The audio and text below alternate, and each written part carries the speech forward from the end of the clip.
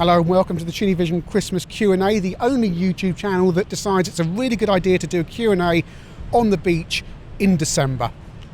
And for added bonus, I've got all the questions. Oh dear, I'm going to fall off the rock here.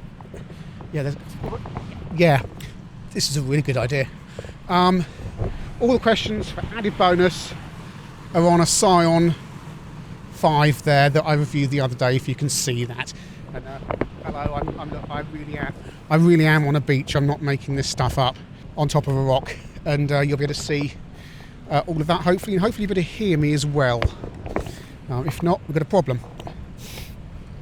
Okay, so I'm going to cut in a few nice interesting shots as well while we're down here.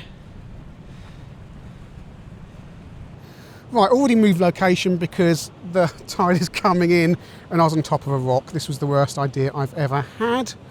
Hopefully you've got something nice to look at, and I've got a Scion sitting on a rock over here. First questions are from Blue Tinted Left Back, and he, or I don't know if it's he or she, I think it's a he. Did you expect to focus so exclusively on the 8-bit systems when you started the reviews?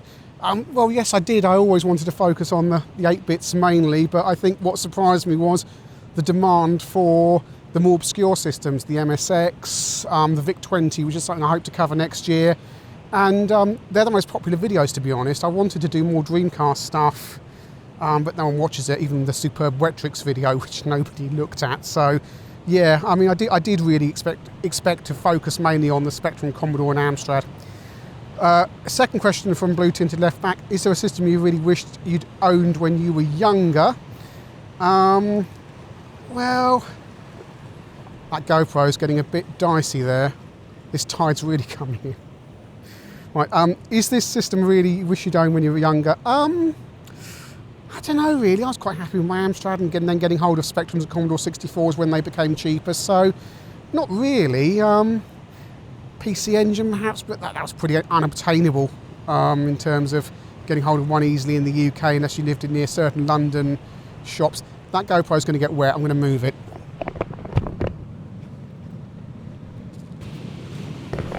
You're down there now. The tide is coming in fast, and I'm somewhere over to your left. Get Scion out. This is ridiculous. Again, Blue Tinted Left Back, what game do you like to really lay your hands on to review across multiple systems?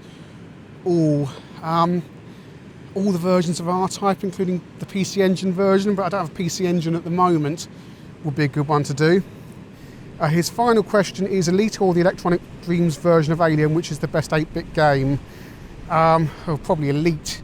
Although I do like the electronic version, or the Electric Dreams, version of Aliens. Nathan Divino, what was your favourite game soundtrack? Probably same answer as most people, Outrun. Karim D. Gantus, if you had the funds to develop a games console, what would its specifications be? It will be the Konix multi-system. Let's get the money together and make the Konix multi-system a reality. Rob from Rob's Retro Rambles, what were some people calling the Xbox Retro, which I don't, or Xbox 360 Retro, and getting nostalgic over first-gen iPod games. How modern do you think you're ever going to get? PS1, GameCube, original Xbox, or one of those new fangled Dreamcasts? Well, I've got a Dreamcast. I've tried to do reviews on it. No one watches them. So it's kind of self-limiting, really. If no one's interested, then there's no point making the reviews, although I still want to do Crazy Taxi because I've got that on the... I might do the GameCube. Is it GameCube or M64 version? I think I've got the GameCube version of... I'm not a Nintendo person. I just pick these things up at car boot sales. I probably will do Dreamcast version of Crazy Taxi and compare it to the GameCube, although no one's going to watch. Zoe Kirk Robinson, what's the most modern computer? Same kind of question. What's the most modern computer console you would consider reviewing for, and why? Again, probably the N64 if I'm going to do Crazy Taxi. I'll scroll through the Scion here. Dave Cully has got questions listed A to F. Holy Grail Money No Object Console game, probably possibly Neo Geo, or possibly get a nice PC Engine. Don't know really. That's probably the best one to go for. This tide's really coming in. Retro games you would think would work on touch screens. I reviewed Pippo, and I don't know if I'll put that out by the time you've seen this, but Pippo I think would work really well from the Spectrum as a touchscreen game, jumping from block to block. Really fun game that I enjoyed reviewing the other day. Is there a real arcade cabinet you'd like at home other than Space Harrier? I guess the answer is to be dull. Outrun or Gradius or an R-Type cabinet. Oh, that'd be quite nice. Or APB. I always like the APB cabinet. Oh, there's a dog coming around here. Also from Dave Cully, favourite 8-bit keyboard feel, MSX. The MSX is the one. It feels so good. When I did the teardown on that, the Sony Hitbit 75B to be precise. Sony had done all the stuff with putting supports under the keyboard, so it felt really solid and nice. Also from Dave Cully, most memorable computer-related Christmas. Probably getting my CPC Christmas 85, which I've covered on here before. Amiga 1992, my Amiga 1200 1992 was also a fun Christmas. And GX4000 Christmas 1990. Most of my Christmases were computer-related, to be fair. And his final question, which computer would I like to get after the Archimedes that I've currently got that's broken is fixed? We're looking at getting a VIC-20. Which the future is 8-bits, hopefully going to supply. Right,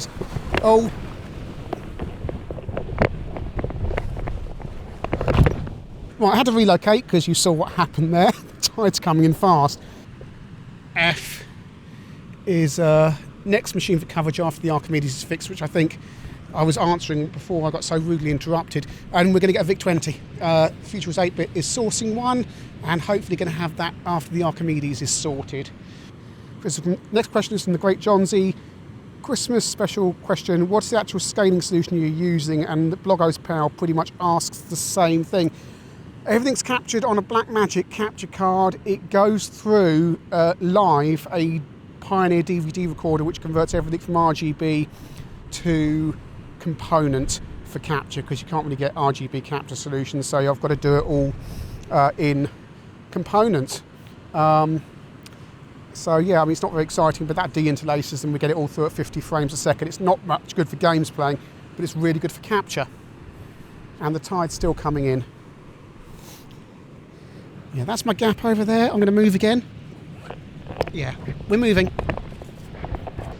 Patreon supporters who support this channel, they kindly buy me a coffee that I had once a week, once I just had before I did this video up at the cafe over there. We'll get the unedited highlights of this insane beach adventure, which includes all sorts of things, not just the bits you've seen, but more. So if you pledge $1 a month, you buy me a coffee and you get to laugh at me. I'm going here now, and again, you're probably going to be wonky.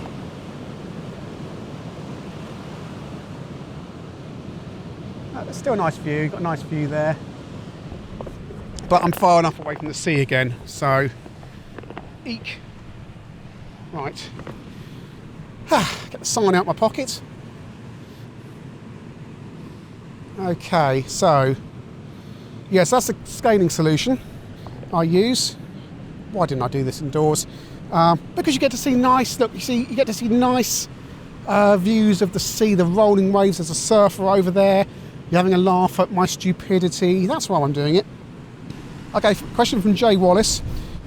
Out of all the old hardware you've bought since making the videos, which one do you feel has surprised you the most in terms of enjoyment factor? I would never have bought a Commodore Plus 4 without needing it for the channel, and that's got some good, very simple but good games on it. And also the MSX as well, probably a machine I wouldn't have bought either. But again, it's got some, once you start digging around and get past all the terrible specky ports, there's some good games on it. Question from Mr. PSB, who is a huge fan of 80s pop combo, the London Boys, asking when will you be covering the NES games? When will you be covering NES games? Yeah. TV's Mr. Biffo from page 470 of Teletext on Channel 4, friend of the famous and a famous TV script writer and movie writer and what have you, asks, what were the respective sales figures of the Spectrum C64 and BBC Model Me be? I want to know which was the best in sheer number terms. Oh, well, we're looking worldwide or we're looking UK? Because worldwide it's the C64, estimates, I think, and I've not researched this beforehand.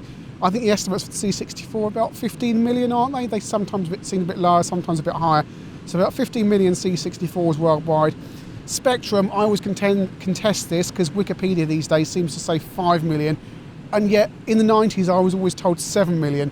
And when they stopped producing the Plus 3, I remember New Computer Express reporting that they sold 1 million Plus 3s alone, which some people seem to dispute, but then again I've got no reason to dispute New Computer Express.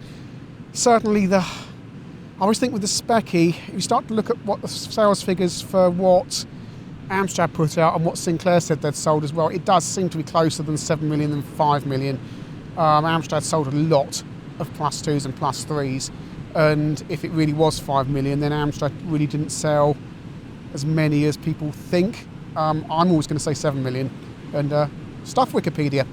BBC Micro, that was about between 1 and 1.5 million, wasn't it? Although most of them seem to go into schools, because schools would buy about 20 at once. So not many into the homes, which is why even on a kind of large scale, having 1.5 million nearly all in the UK, companies like Ocean didn't bother to produce games for it because there was no games market for it. There were lots of BBC Micros out there, although only half as many as the 3 million CPC, but economically, in terms of games, just not worth supporting. Also worth mentioning the Amstrad PCW, which to date is still the most popular ever UK proper computer. I know the Raspberry Pi's outsold it, but it's a little box and a circuit board and things. It doesn't come with a keyboard, a monitor and software, and the PCW sold 8 million for base price of $399 back in 85. That's about £800 today. So to sell 8 million units, at the equivalent of about £700-800 today is seriously impressive. And remember, that question was from TV's Mr. Biffo.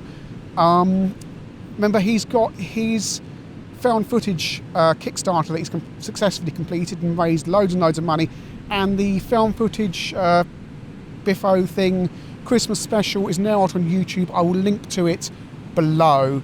Probably not child friendly, but certainly highly entertaining, especially if you like Biffo Vision, which I didn't steal the name for this from, because I completely forgotten about Biffo Vision when I named this. Biffo Vision, that sea's coming closer. I'm going to drown. I have got an escape route though. Right, question from... So yeah, watch Mr. Biffo's found footage Christmas special, link below, and I'll annotate it for people who can hear, if people who can still use annotations. Question from Juan. What kind of hardware for old systems do you think definitely needs to be kickstarted? For example, I'd love an X to HDMI converter of some sort. We need better scaling solutions. We can't just keep on buying these ones from these XRGB things from Japan. We need something that you can plug a British SCART in and convert your systems to. We need better SD card solutions for some computers. And I know, because I've got a prototype of something at home, that people are working on that, and there's going to be a very, very exciting review for Spectrum owners early next year, so keep an eye out on that. Final question today is from Mensky, or as I prefer to think of him, Big Clive. How many 40 GX4000 PSUs did it take to blow up a 1984 Mark II Ford Fiesta? Now, I know I always make jokes about the things bursting into flames. They didn't, they just died and they killed your GX4000. There's a rumour that the GX4000 is unreliable. It isn't, it's really reliable. Amstrad didn't make unreliable computers. It wasn't in their interests. But unfortunately, they didn't make the PSUs, they bought them in, and they were rubbish. And if you buy a GX4000, do not, under any circumstances, ever use the Amstrad PSU with your GX4000. It will kill your GX4000. It's not a matter of if, it's a matter of when. Do not use them. Keep it in the box. Dig a big hole in the garden. Dump it in the hole. Fill the hole in with concrete. Stick it down there as people walking past. Just as I was getting going.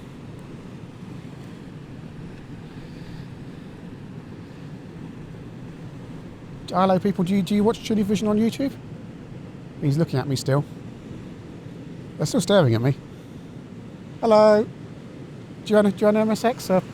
Commodore 16? Amstrad PPC 640? I mean, I don't look weird here, kind of standing here with a big fluffy microphone with I keep calling it a GoPro, it's not a GoPro, it's a U4K holding a Scion 5. I'm not weird, I'm not the weird one here. Yeah, so if you do, mid-rant, I've lost my thread now. If you are buying a GX 4000, do not ever use the power supply. They are rubbish, they are dangerous, just don't use them. It will kill your hardware.